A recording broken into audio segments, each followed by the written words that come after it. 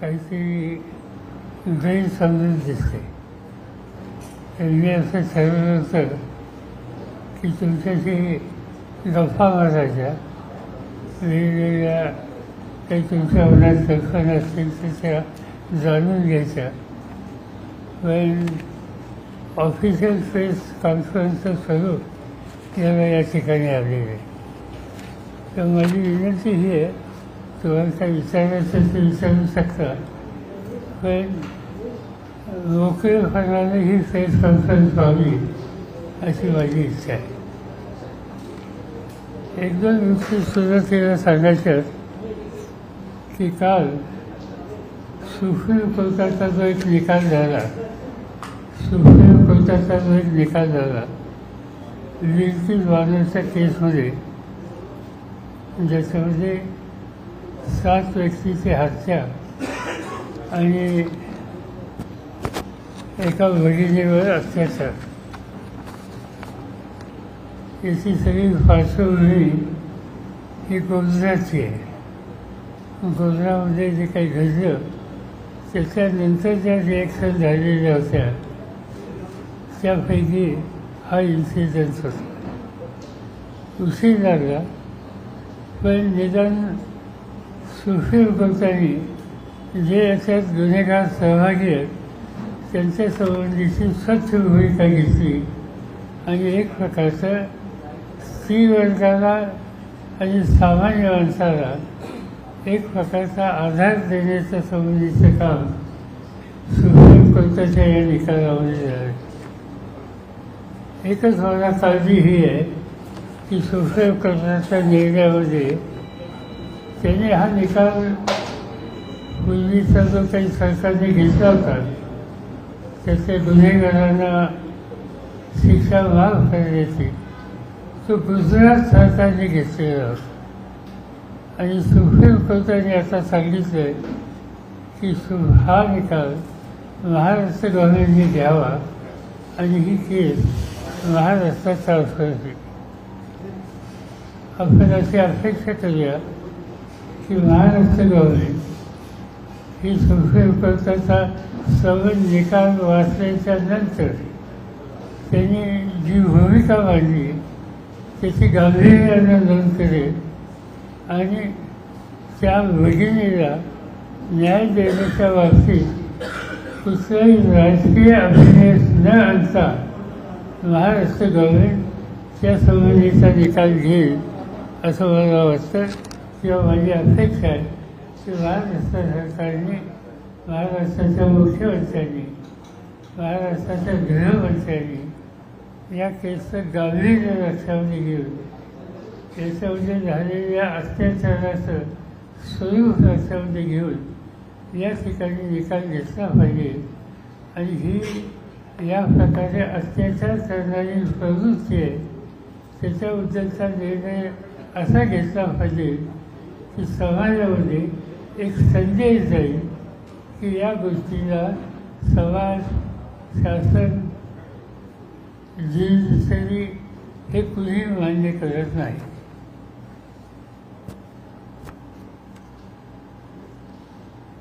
याचं काही विचारायचं नाही.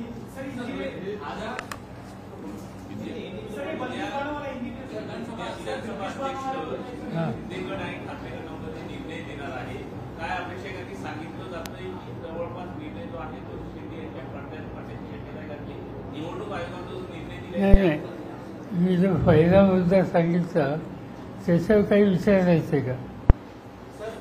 लेखी बाजूची जी केस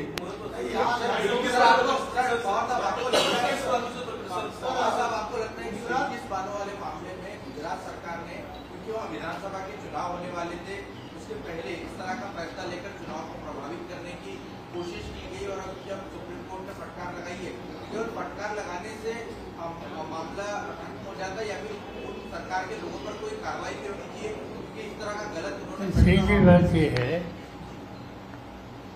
कि जिससे कुछ लोगों को सजा हुई है उनको माफ़ी देने की जिससे और ये माफ़ी देने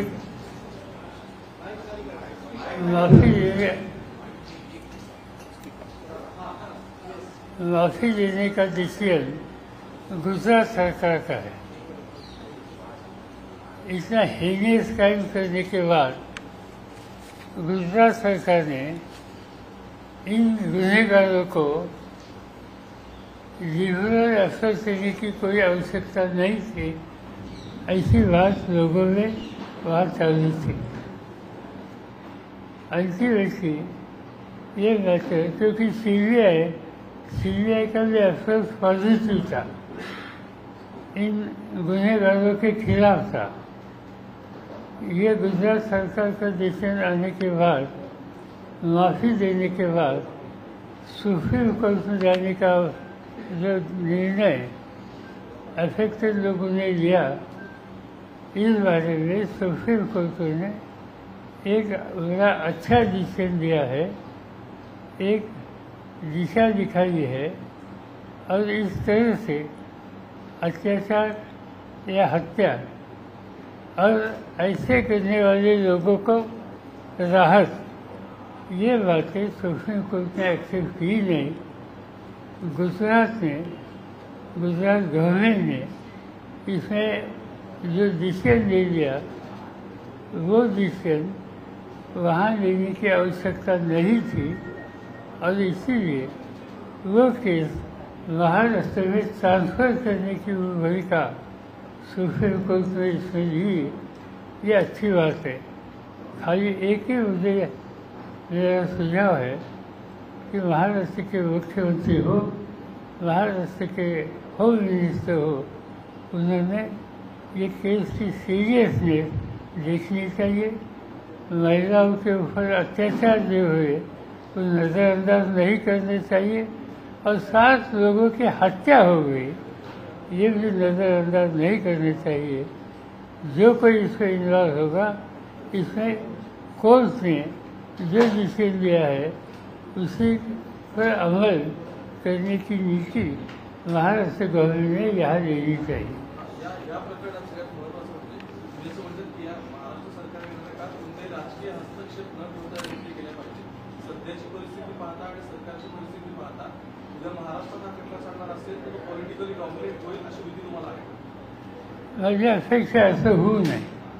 महाराष्ट्रामध्ये साधारणतः गव्हर्नमेंट डिसिजन्समध्ये काही पॉलिटिकल डिसिजन्स होतात, नाही असं नाही, पण या केसची सिरियसनेस बघितला, त्या महिलेने जे सोचलंय उनकी मानसिकता आपने देखी होगी, इनके ऊपर जो अत्याचार हुए और इनके परिवार के 7 सदस्यों की हत्या हो गई, ये सब देखने के बाद इसका सीरियसनेस महाराष्ट्र गवर्नमेंट नज़रअंदाज नहीं करेंगे ऐसे मुझे लगता है। और मेरा उनसे विनती है कि ये केस सीरियसली ले लो और जिन्होंने हीनियस क्राइम किया है इनके बारे में सुप्रीम कोर्ट ने जो बताया वो सामने रखकर कुछ करना है वो करिए।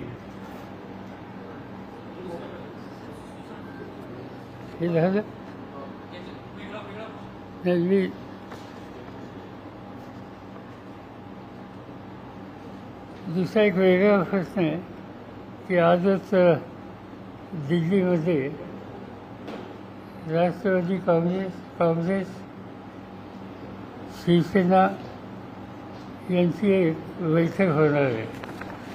त्या बैठकीमध्ये प्राथमिक बैठक आहे, ती काही फायनल आहे असं नाही, पण या बैठकीमध्ये साधारणतः उद्याच्याला महाराष्ट्राच्या ज्या निवडणुका येतील या निवडणुकीमध्ये एकत्रित काम कसं करावं या संबंधीची चर्चा होणार आहे।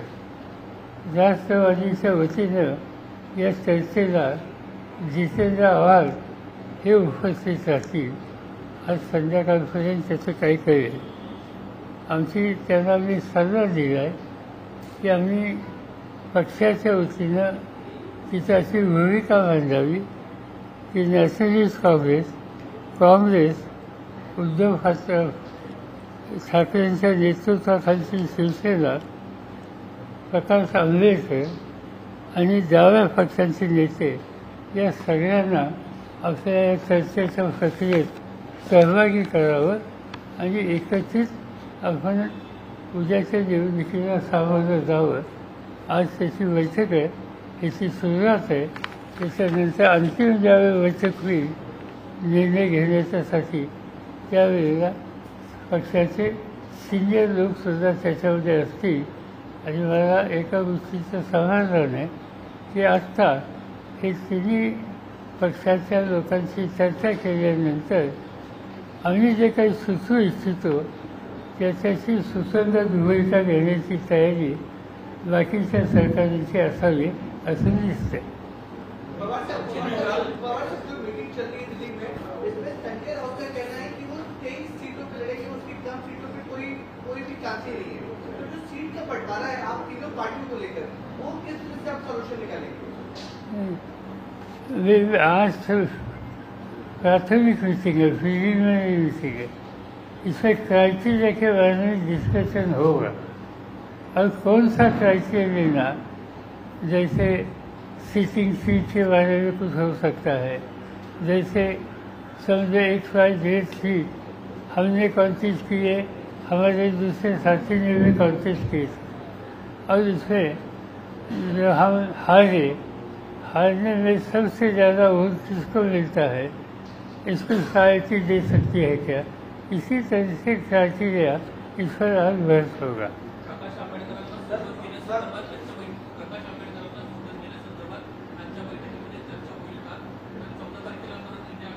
नहीं, प्रकाश आंबेडकर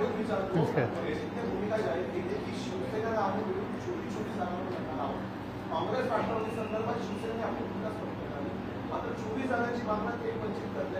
नाही, असं की जागा प्रत्येक पक्ष आपली भूमिका काय, त्याची आपली डिमांड काय या संबंधी बोलत असतात. या सगळ्यांच्या जर जागा एकत्र जर केल्या तर महाराष्ट्रात 48 जागा आहेत आणि आमच्या सगळ्यांची एकत्रित ही एक पुढच्या 3-4 निवडणुकीच्या जागांचा निकाल आम्ही मागितल्यासारखी. इथं शेवटी मागणी जास्त असते पण निकाल हा फ्रॅग्मॅटिकच घ्यावा लागतो, ते घेतली.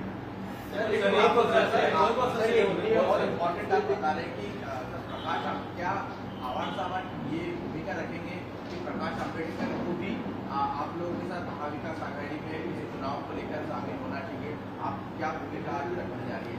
नहीं, हमारी भूमिका क्लियर है कि Prakash Ambedkar end left party इनको हमारे साथ एसोसिएट करना चाहिए. ये डिमांड NCV की तरफ से आज की मीटिंग में हमारे साथी जो गए वो रखेंगे. और अंतिम इंडिया की जो मीटिंग होगी जिसमें मैं रहता हूँ वहाँ ये बात हम रखेंगे और इसके बारे में हम इंसिस्ट करेंगे. निवडणुकांची आचारसंहिता मार्चमध्ये लागली, साधारण जागा वाटप कधीपर्यंत होईल? कारण की दोन्ही पक्षांकडून सांगितलं होतं की अंतिम फॉर्म्युला आमचा झालेला आहे, तयार झालेला आहे. नाही, साधारणतः इन्फॉर्मली चर्चा झालं त्याच्यात असं दिसतंय की फार कुठले डिफरन्सेस आहेत असं दिसत नाही. समजा 48 जागा असल्या तर त्याच्यात एक 5-7 जागेवर आमचं काही मत असू शकतं, 2-4 जागेवर दुसऱ्याचं काही मत असू शकतं, आणखीन काही जागेत तिसऱ्यांचं, पण तो नंबर जाणार नाही. तुम्ही तुमच्याकडे सुद्धा काल बैठका पार पडल्या, काल तुमच्या जवळपास 10 जागांच्या संदर्भात आढावा घेतला गेला. या व्यतिरिक्त शिरूर आणि बारामतीपर्यंत तुमच्याकडे आहे. साधारण तुमच्या सहकार्यांनी वेगळा स्टँड घेतल्यानंतर आता तुम्हाला किती स्पेस दिसते, किती जागांच्या बद्दल तुम्ही आता विचार करता? नाही, आज मला सांगता येणार नाही. कारण कालची आम्ही काही कॉन्स्टिट्युन्सीच्या संदर्भात आमच्या सहकार्यांचा आम्ही व्ह्यू घेतला. त्याच्यात काही अशा जागा आहेत की ज्या आम्ही काल चर्चासुद्धा केली नाही म्हणजे आम्हाला लढायच्यात. उदाहरणार्थ 4 जागा आता आमचे सिटिंग आहेत, त्याची नाही आम्ही चर्चा केली. पवार साहब जो इंडी अलायंस है उसको लेकर टीएमसी, कांग्रेस, JDU तीनों पार्टी में काफी ज्यादा अनबन चल रही है. आपको लगता है कि लोकसभा चुनाव में ये इंडी अलायंस एक साथ रहेगा? नीतीश कुमार नाराज चल रहे हैं कांग्रेस से, ममता बनर्जी नाराज चल रही है कांग्रेस से, आम आदमी पार्टी और कांग्रेस में भी इतना विवाद चल रहा है, तो ये इतना सब कुछ चल रहा है इंडियन लाइफ में, आप पूरे ओवरऑल सिनेरियो को कैसे देखते हैं? साथ ऐसा है कि जब अलायंस पॉलिटिक्स जब करते हैं और तब अलायंस पॉलिसी में शुरू में एक्सेसिव डिमांड कई पॉलिटिकल पार्टीज रखते हैं, इंसिस्ट करते हैं, कभी पब्लिक स्टेटमेंट भी देते हैं। मगर जनरल थिंकिंग इंडिया के भाषण से ये है, कुछ भी हो जाए मिलकर जाइए, कुछ भी हो जाए रास्ता निकालिए, और रास्ता निकालने के लिए जिनका इनसे ज़्यादा वहाँ नहीं है XYZ स्टेट में, उनको वहाँ ध्यान देने के लिए कहिए और रास्ता निकालिए। सर, हमको लगता है कि कांग्रेस ओवरऑल कर रही है इंडियन लाइफ को बॉस बनने की कोशिश कर रही है। ऐसा लगता नहीं। कंपैरेटिवली एनडीए के पार्टनर आप देखने के बाद आज पार्लियामेंट में कांग्रेस की सीट ज़्यादा है, कांग्रेस ज़्यादा कॉन्टेस्ट कर सकती है।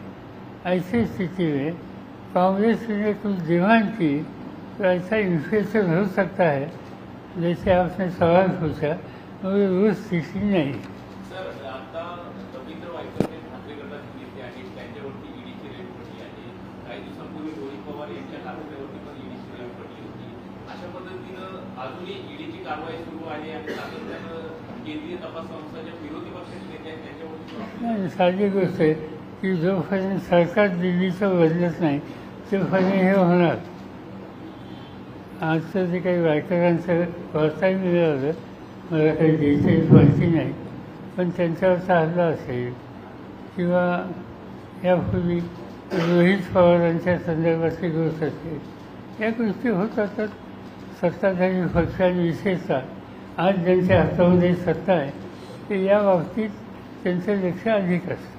ईव्हीएम बाबतीत पण सर, लोकसभा निवडणुकीच्या पार्श्वभूमीवर काँग्रेस सातत्यानं आक्षेप निर्माण करते की ईव्हीएममुळे काही गोंधळ होऊ शकतो आणि त्यामुळे लोकसभा निवडणूक सुद्धा बॅलेट करून घ्यावी अशी पद्धती डिमांड होते. तुम्ही कसं बघताय?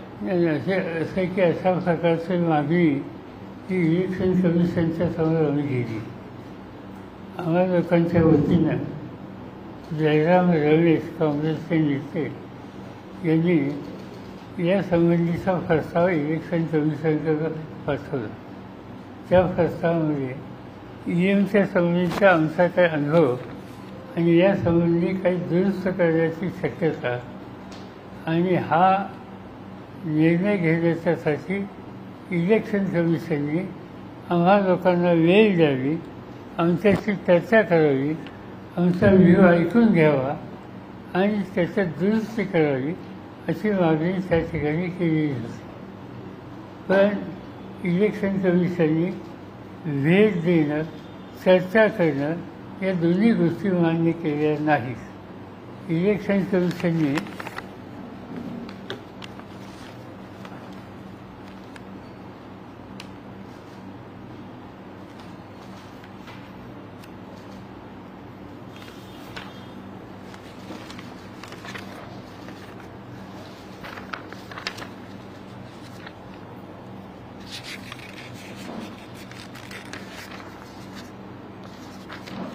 जवळपास 12 पानाचं पत्र त्यांनी जयराम रमेश यांना पाठवलं आहे उत्तर म्हणून, आणि त्या उत्तराचा शेवट की याच्यात काही बदल करण्याची गरज नाही आहे हे उत्तर आहे. केवळ विरोधी पक्षातल्या नेत्यांनाच ईडीची नोटीस मिळते असं नाही किंवा चौकशा होत आहेत असं नाही. पावसा गवळींचे गव्हर्नरची झालेली आहे. तरी सत्ताधारी पक्षात सहभागी झाल्यानंतर देखील अशा पद्धतीनं आता जे घटक पक्ष सहभागी झालेले त्यांना देखील आता ईडीचा त्रास होणार. पुण्याला एक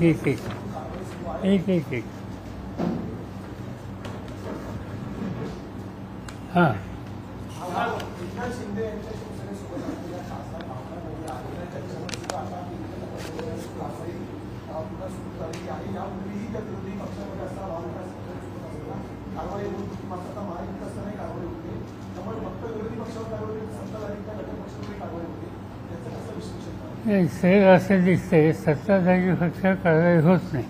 एक त्याच्यानंतर जिथं झालेली आहे ती सगळी गुंडाळून फिरली किंवा एक्झॅक्टली काय केलं माहिती नाही, पण त्याच्यावर कुठल्याही ॲक्शन नाही आहे.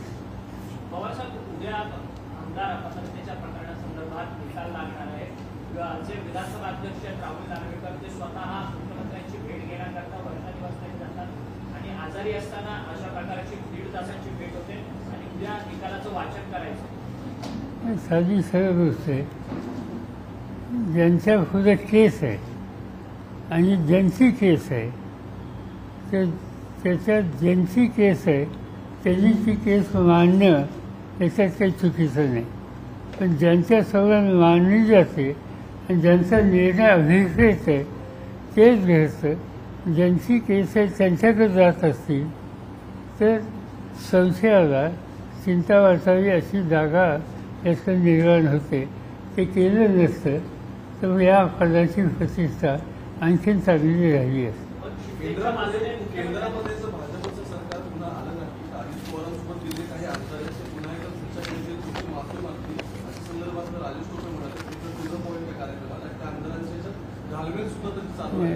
असं नाही, घालमेल चालू असेल ते मला माहिती नाही, पण असा निर्णय ज्यांनी घेतला त्यांच्या संबंधी आमच्या पक्षात फेरविचार नाही. परत ते यायची शक्यता असेल तर जरी सरकार बदल झाला तरी त्यांना दरवाजे बंद असतील.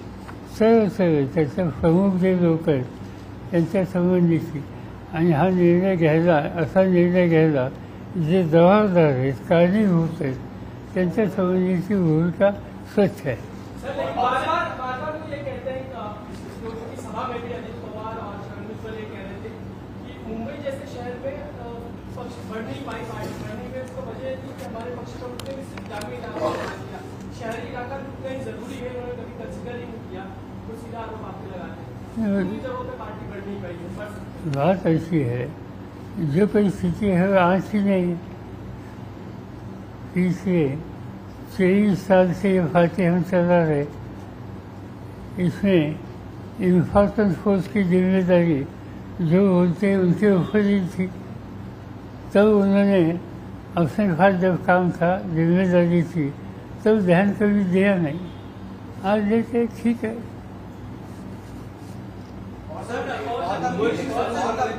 तुम्ही बोललात की राहुल नार्वेकर मुख्यमंत्र्यांना भेटायला गेले संपूर्ण संशय निर्माण होतो. खरं तर राजकीय वर्तुळात चर्चा सुरू आहे राहुल नार्वेकर विधानसभा अध्यक्ष ते मुख्यमंत्र्यांची भेट घेतात त्यामुळे संशय निर्माण होतो. राजकीय वर्तुळात चर्चा रंगते की शिंदेच्याच बाजूने निकाल लागेल. अर्थात असा तो बेंचमार्क सेट झाला तर उद्या देखील तुमचा देखील निकाल जो आहे तो निवडणूक आयोग आणि विधानसभा अध्यक्षांच्या कोर्टात गेलेला आहे. मग तोच बेंचमार्क पुढे रिसेट होणार. ठीक आहे. तर असं आहे तो निर्णय हातात आल्याशिवाय त्याच्यावर कॉमेंट करणं योग्य नाही. Let's weight. 24 तासामध्ये 12 तासामध्ये हा निकाल येईल. तो आल्याच्या नंतर आपण त्याच्यावर भाष्य करू. मुख्यमंत्र्यांनी या संदर्भात सकाळी प्रतिक्रिया व्यक्त केली की बहुमत आमच्याकडे आहे. आमदारांच्या आणि खासदारांची संख्या पहिल्या आमच्याकडे जास्त आहे. निवडणूक आयोगाने त्या संख्येमध्ये आमच्या बाजूने निकाल दिला होता. त्यामुळे विधानसभा अध्यक्षाचा निकालही आमच्याच बाजूने असल्याचा विश्वास आहे.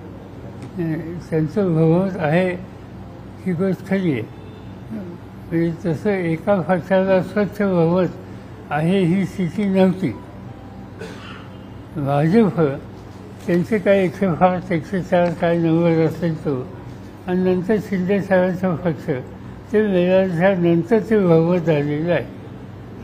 आणि त्यामुळे स्वच्छ निर्मळ बहुमत आहे असा क्लेम करण्याची परिस्थिती नाही. पण आकडे नंबर हे जर बघितलं तर तो नंबर त्यांच्याकडे आहे आणि त्यामुळं त्यांनी काही काळजी घेण्याची आवश्यकता आहे. मराठी प्रचंड प्रमाणात विद्यार्थ्यांमध्ये दोष आहे. मराठी भरती सरकारनं राबवली मात्र अडचण अशी झाली 200 मार्काची परीक्षा आणि 214 मार्क विद्यार्थ्यांना मिळाले. त्यामुळे विद्यार्थ्यांना आता नोकरी मिळणार का नाही किंवा आपण पास झालो नापास झालो काहीच मिळत. त्याची फारशी माहिती बरोबर नाही. आमची बाकीचे सहकारी होते. आप लोग का चुनाव आयोग में सिंबल को लेकर सुनवाई पूरी कई दिनों में सुनवाई पूरी हो गई है. अब तक फैसला नहीं आ रहा है.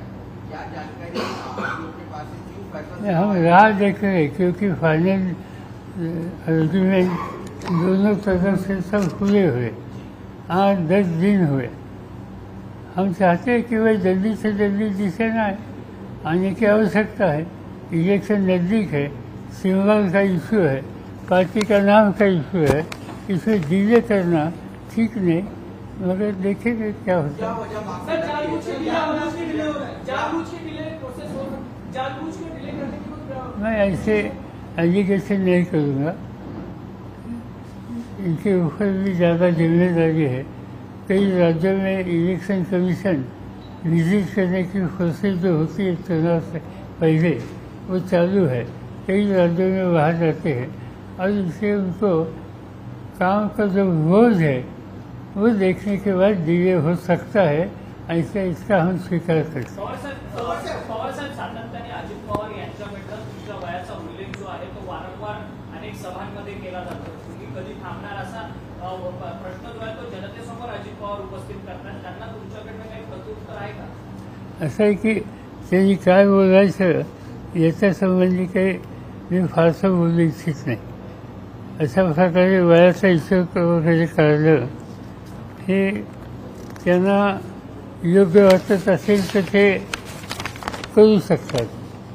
आता माझ्याच बाबतीचा विचार करायचा झाला तर मी पार्लमेंटरी पॉलिटिक्समध्ये 1967 साली आलो।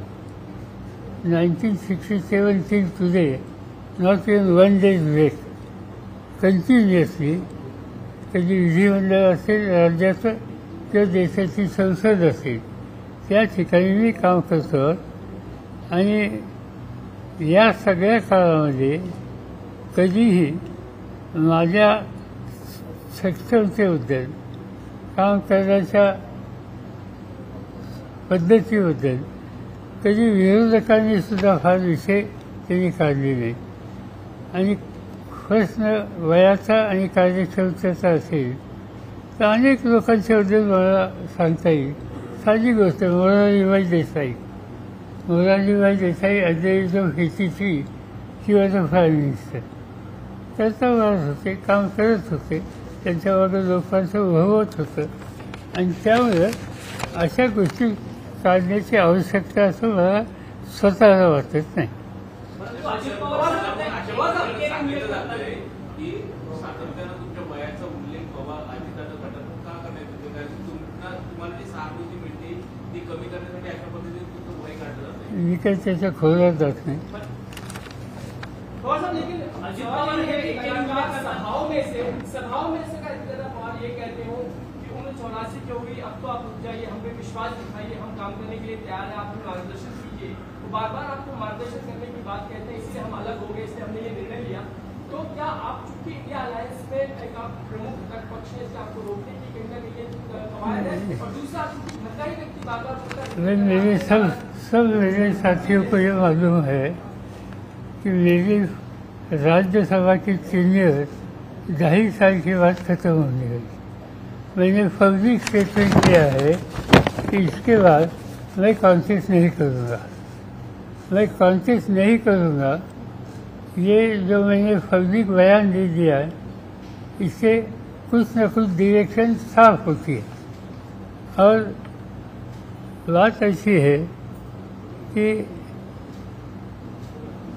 एक बार अनाउंस करने के बाद फिर वो इशू रेज करने की कोई आवश्यकता है ऐसे मुझे लगता नहीं। इशू आज का जो 2 साल मेरे है तो क्या आदत हुई? लोगों ने मुझे, मेरे पार्टी के साथियों ने मुझे पार्लियामेंट में भेजा है। पार्लियामेंट की चीज़ें मेरी ख़त्म हुई नहीं तो मैं कैसे इस्तीफा दे सकता हूँ, कैसे विदा हो सकता हूँ? मुझे जब मैंने कहा कि ये टेन्योर के बाद मैं कंटिन्यू करने वाला नहीं हूँ, तब तक मेरा फ़र्ज़ है कि वो टेन्योर जब तक लोगों ने मुझे भेजा है तब तक पूरी करना, उनकी सेवा करना, उनके लिए पार्टी के साथियों को जो कोई सहायता कर सकते हैं वो करना, ये मेरा काम है और मैं कर रहा हूँ।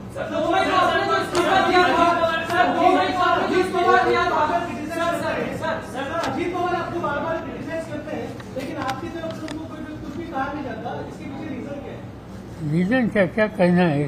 भाई किसी ने कुछ गलत काम किया, गलत बातें पब्लिसिटी की, तो इसको सीरियसली लेने की आवश्यकता नहीं होती, उसको नज़रअंदाज करना वो ठीक होता। सर 2 मई को आपने जो इस्तीफा दिया, क्या आपके ऊपर इन सभी लोगों का दबाव था या आपने स्वेच्छा से लिया? सर 2 मई नार्वेकर जे विधानसभा अध्यक्ष यांना आता त्यांची शिवसेनेच्या संदर्भात ते अपात्रतेच्या सुनावणीचा निकाल होता लागतो, पण जानेवारी एंड पर्यंत तुमच्या संदर्भात म्हणजे राष्ट्रवादीच्या संदर्भातला स्प्लिट सुद्धा आणि त्यातल्या अपात्रतेच्या गोष्टी पूर्ण कराव्यात या संदर्भात त्यांना सुप्रीम कोर्टाने काही गाईडलाईन दिले। आताची राजकीय परिस्थितीचा या अपात्रतेच्या निर्णयावरती प्रभाव पडेल असं मला वाटतं। काय म्हणजे नार्वेकरच्या बाबतीत विचारलं, नार्वेकरचा आता आपल्या पार्टीच्या बाबतीत 30 तारखेपर्यंत आहे ना निकाल, 30 जानेवारीपर्यंत द्यायचा आहे त्यांना। हां, राष्ट्रवादीची सुनावणी होणार आहे अपात्रतेची, सध्याची राजकीय परिस्थिती पाहता त्याचा परिणाम सुनावणीवरती होईल असं मला वाटतं। मग आता काय निर्णय येतो तो येऊन द्या, त्याच्या आधी कशाला कॉमेंट करता। तुम्ही जे म्हणालात ना की खासदारकीची तुमची टर्म संपेपर्यंत मी रिटायर होणार नाही, म्हणजे तुम्ही खासदारकीची टर्म होईपर्यंत तुमचं वेळ तुमची राजकीय जी कारकिर्दी चालू होणार आहे। नाही, किती अनेक क्षेत्रात आहे, मला काम करण्यासाठी अनेक आता या राज्याची या देशाची शुगर इंडस्ट्री आहे, त्याची महत्त्वाची संस्था आहे, त्याचा मी लाईफ प्रेसिडेंट आहे।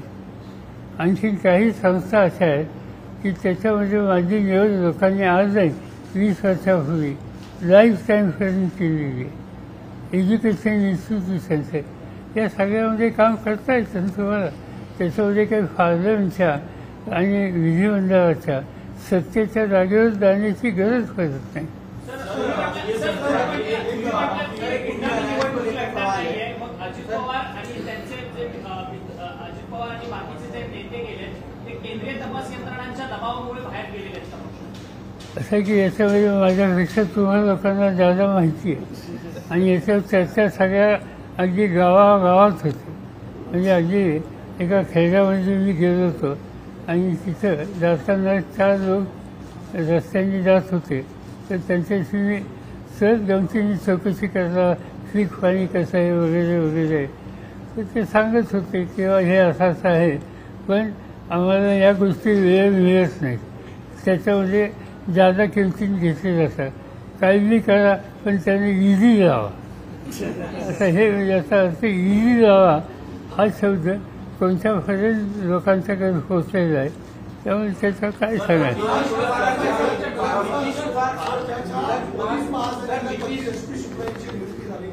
आज ते पदभार स्वीकारत आहेत, तुम्हाला वाटतं की पोलीस कारभाराच्या पदावर सर्वोच्च पदावर बघूया आता काही की आता आहेत काही 3-4 महिने 6 महिने काहीतरी काळ आहे, बघूया काय होतात। यापूर्वी बघितलं होतं, आणि आता काळजी एकच घ्यायची, आमच्या सगळ्यांचे टेलिफोन त्या होणार नाही याची काळजी घ्यायची, त्याच्यावर लक्ष ठेवायचं, अशा काही गोष्टी कराव्या लागतील।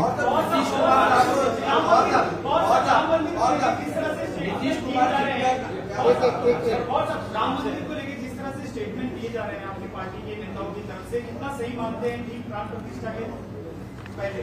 सर जिस तरीके से राम मंदिर को लेकर, खासकर राम को लेकर जो स्टेटमेंट आपकी पार्टी की ओर से आते हैं, क्या ये सही है? ऐसे में जबकि राम प्रतिष्ठा कोई पार्टी की तरफ से राम के खिलाफ स्टेटमेंट आया नहीं। राम श्रद्धा का विषय है, इस देश की जनता के हृदय में राम का स्थान है, और वो इज्जत हमेशा हम रखेंगे, रखते हैं, इसमें कोई कहने की ज़रूरत नहीं है। इसमें जितेंद्र आवाज ने एक ही इशू कहा, और आप वाल्मीकि रामायण पढ़ेंगे और कुछ पढ़ेंगे तो इसमें उन्होंने जो कहा वो आप पढ़ सकते हैं, कहने की आवश्यकता नहीं थी, नहीं करते तो अच्छा होता था, मगर उन्होंने राम की अप्रतिष्ठा की ऐसी बात है, ऐसे करना ठीक है।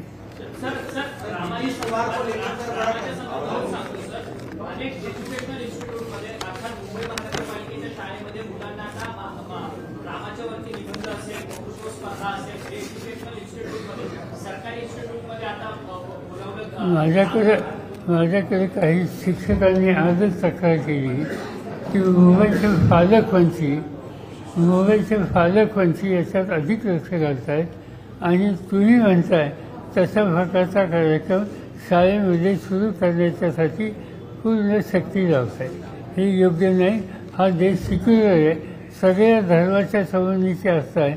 हिंदू किंवा राम याच्याबद्दलची आस्था जेवढी आहे तेवढी मुस्लिम किंवा इस्लाम किंवा मोहम्मद या सगळ्याचं मोहम्मद पैगंबर यांच्याबद्दलची सुद्धा आस्था आमच्या मनात आहे. ख्रिश्चन धर्माच्याबद्दल आहे, येशूबद्दल सुद्धा आहे. आणि त्यामुळं या प्रकारच्या भूमिका नव्या पिढीच्या मुलांच्या मनावर लिंबवण्याचं काम करणं हे सेक्युलर राज्यामध्ये योग्य नाही. तुम्हाला राम मंदिराचं निमंत्रण आलंय का आणि तुम्ही जाणार? नाही, असं आहे की त्याच्यात मला जायचं असेल तर मी जाईन, त्याला काही निमंत्रणाची वाट बघत नाही. आणि ज्यावेळेस तिथं मेळा आहे त्या गर्दीत मी जाणार नाही. तर जाईन वर्षांनी, 2 वर्षांनी, 3 वर्षांनी, असं माझी फार्लूंची 3 संसार वेळ येत हो.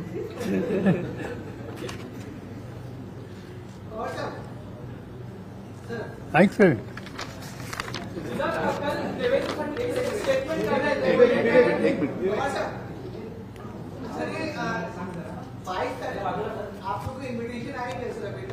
ये बताएं मैंने ये बात ऐसी है कि अभी तक तो मुझे इन्विटेशन आया नहीं. मैंने अखबार में पढ़ा कि मुझे इन्विटेशन भेजने वाले हैं. जहाँ तक मेरी बात है वहाँ भीड़ बहुत होगी और ऐसी स्थिति में मैं जाना पसंद नहीं करूँगा. जब ये इलेक्शन वगैरह पूरे हो जाएंगे इसके बाद आज जो गवर्नमेंट में है उनको वहाँ लोग ज़्यादा से ज़्यादा लोग भेजने का उनका प्रोग्राम है. वो ख़त्म होने के बाद हम शांति से जा सकते हैं. 2 साल के बाद, 3 साल के बाद कभी जा सकते हैं. इसमें क्या है? सर दूसरा सवाल है कि जिस तरीके से स्टेटमेंट आ रहे हैं खासकर इंडिया राज सकता है आपको इंटैक्ट है. कई बार कांग्रेस की ओर से कुछ नंबर्स कहे जाते हैं, कुछ नंबर्स कहे जाते हैं संजय राउत की ओर से, नीतीश कुमार वहां से नाराज नजर आते हैं. तो इंडिया राज इंटैक्ट रह पाएगा क्योंकि बार बार ये कहते हैं कि पूरे गाए गए. जहाँ तक मेरी इन्फॉर्मेशन है नीतीश कुमार बिल्कुल नाराज है. नीतीश कुमार उनको उनका एक अफसोस होता है. उनको जो ठीक लगता है वो बात स्ट्रेट कहते हैं. इससे कभी कभी खास तौर पर मीडिया में मिसअंडरस्टैंडिंग होता है. मगर नीतीश जी की लाइन क्लियर है कि इंडिया अलायंस के सब लोग इकट्ठा रहना चाहिए, मिलकर लोगों के सामने चाहिए एंड वायबल अल्टरनेटिव देश को आज देने की आवश्यकता है. इसमें योगदान देना चाहिए. और सर इंडिया अलायंस की जो बैठक हो रही है, आप एनसीपी के सबसे वरिष्ठ नेता हो, आपके तरफ से, आपके एक्सपीरियंस से आपको क्या लगता है कि 2024 के लोकसभा इलेक्शन में एनसीपी को कितने सीट्स जो है उसके लिए इंडिया अलायंस में मांग करनी चाहिए आपके हिसाब से? अभी हमारा डिस्कशन चालू है. हमने आज कहना इसमें ठीक नहीं, इसको टाइम है. और जब हम तय करेंगे तो लिस्ट आपको रिलीज करने का काम तो हमें करना पड़ेगा. सर बीजेपी की ओर से बार बार ये कहा जा रहा है कि फुले शाह अम्बेडकर का नाम सिर्फ पवार साहब लेते हैं. मोदी ने, प्रधानमंत्री मोदी ने ये किया है कि उन्हीं के विचारों को खासकर योजनाओं के रूप में उतारा है. ये खासकर देवेंद्र फडणवीस साहब के बारे में उन्होंने क्या किया है? फुले शाह अम्बेडकर के बारे में क्या किया है? कहाँ किया है? आज की जो जिन लोगों की हुकूमत है उनको फुले शाह अम्बेडकर, इनकी आइडियोलॉजी, उन्होंने ज़िंदगी में जो काम किया इसके बारे में कोई इंटरेस्ट नहीं. तो सर अभी बड़ी कंट्रोवर्सी हो रही है जिसमें पीएम मोदी लक्षद्वीप जाते हैं, वहाँ पर टहलते हैं और मालदीव्स के जो मिनिस्टर्स हैं वो इसका विरोध करते हैं और अपने इंडियन के कल्चर पे और साफ सफाई पे सवाल खड़े होते हैं. तो इस कंट्रोवर्सी को आप किस तरह देखते हैं? नरेंद्र मोदी, उनकी पॉलिटिकल लाइन, उनका गवर्नमेंट का अफसोस, इस बारे में हमारे मन में कोई इशू पर रिजर्वेशन है. मगर देश का प्रधानमंत्री जब बाहर जाता है और देश के प्रधानमंत्री के बारे में अन्य देश के गवर्नमेंट में रहने वाले लोग कोई इस तरह से बयान देते हैं कि जिससे प्रधानमंत्री इसकी पोजीशन, इसके ऊपर हमला होता है, इसकी बेइज्जत होती है, ये हम एक्सेप्ट नहीं करते। ये हमारा प्रधानमंत्री है, देश के बाहर हम इस प्रधानमंत्री की इज्जत रखेंगे। यहाँ सच्चाई से जो कुछ बोलना है बोलने के लिए बहुत टाइम है, हम वो कभी छोड़ते नहीं। सर एक प्रश्न फक्त माझा, आरक्षणावरून अराजकता माजवण्याचा सगळा राजकीय घाट आहे का? कारण काय तर मराठा रिझर्वेशनवरून सगळं चाललेला प्रश्न, पुन्हा एससी मध्ये पण अबकळव करण्यासाठी वेगवेगळ्या कमिट्या नेमल्या जात आहेत, ओबीसी मध्येही तशीच परिस्थिती आहे। तर आरक्षणावरून सगळी अराजकता माजवण्याचा प्रयत्न आहे का, असं वाटतंय का तुम्हाला? प्रश्न आहे का माहीत नाही, पण आरक्षणाच्या प्रश्नावरून सामाजिक ऐक्याला धक्का बसू नये, सामाजिक ऐक्य हे राहावं, त्याच्यातून समाजाला गैरसमज किंवा एखाद्या वर्गाच्या संबंधीचा आकस ही भूमिका वाढवू नये, हा आमचा अप्रोच आहे। हो गया?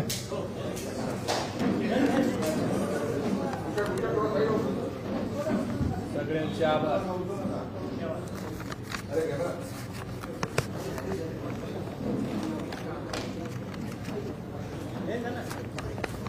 Okay.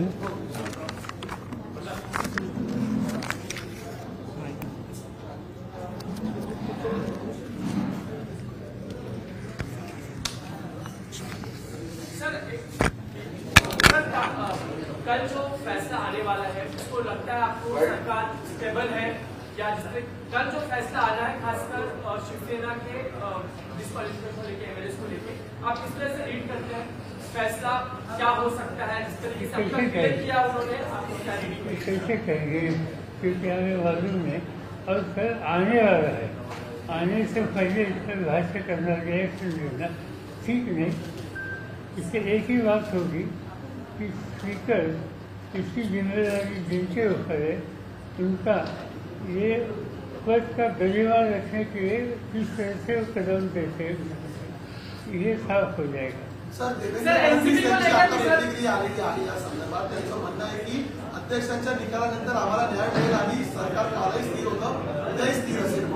मला वाटतं या निकालानंतरही सरकार स्थिर राहू शकतं अपात्रतेच्या निकालासंदर्भात।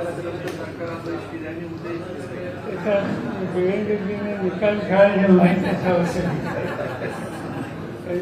निकाल माहीत असं अप्रत्यक्ष म्हणून सुद्धा आत्ता सांगा, आज उद्यानंतर सांगा ही स्पीकरच्या प्रतिष्ठेला धक्का लागण्यासाठी। सर एनसीपी की सुनवाई शुरू होने की एक्सचेंज जो है पेपर्स का शुरू हो गया वकीलों के बीच में, लगता है तयशुदा समय जो सुप्रीम कोर्ट ने दे रखा है उसमें स्पीकर पूरा कर पाएंगे या फिर से टाइम बाई करेंगे?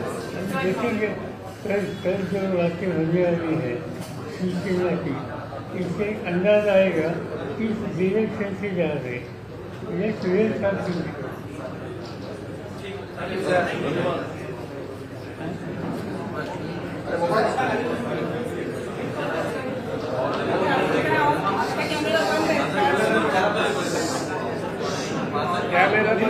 करायला लागेल। माझं असं म्हणणं आहे, आताची सगळी परिस्थिती अनालाइज करतात तुम्ही